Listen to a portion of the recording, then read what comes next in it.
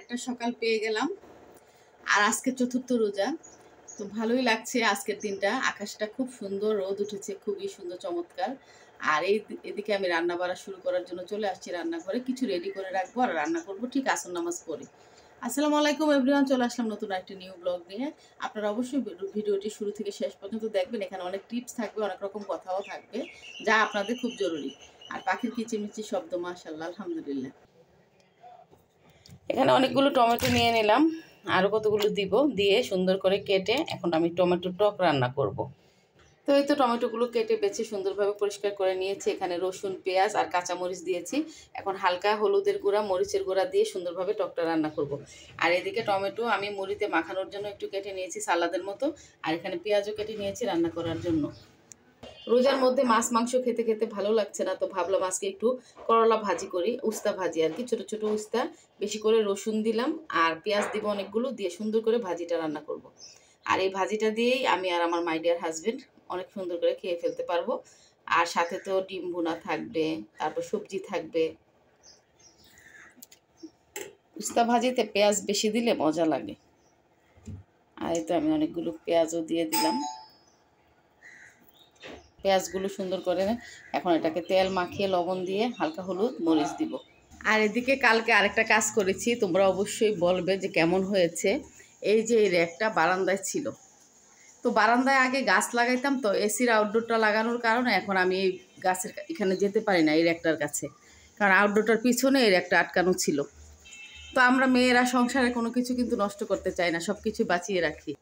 তেমনি আমি ভাবলাম যে টেবিলের উপরে যে আমার এত খাবার দাবার ছিল, মানে এই যে চিয়া সিড, মধু, এটা সেটা, তো মধুর বোতলটা অনেক ভারী, এই জন্য রাখলাম না।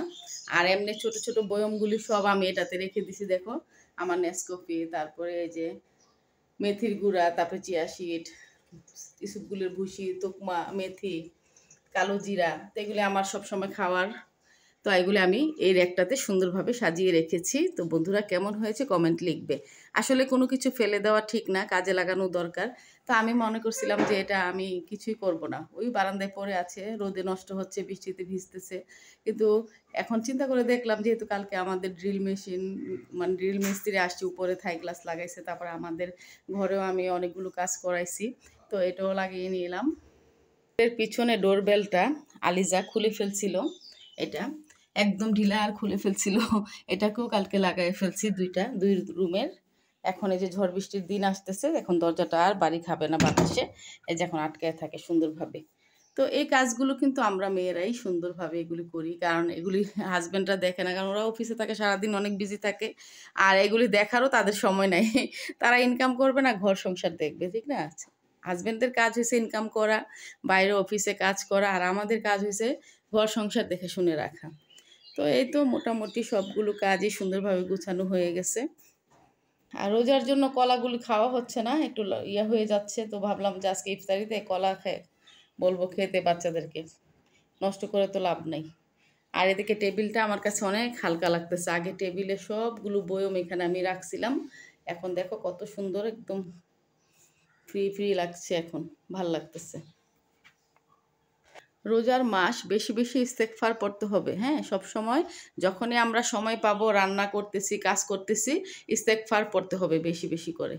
কারণ ইস্তেগফার হয়েছে মানে গুনাহ মাফ হয় অনেক, আর সব কিছুর অনেক বরকত হয়, সংসারে আয় উন্নতি সব কিছু হয়।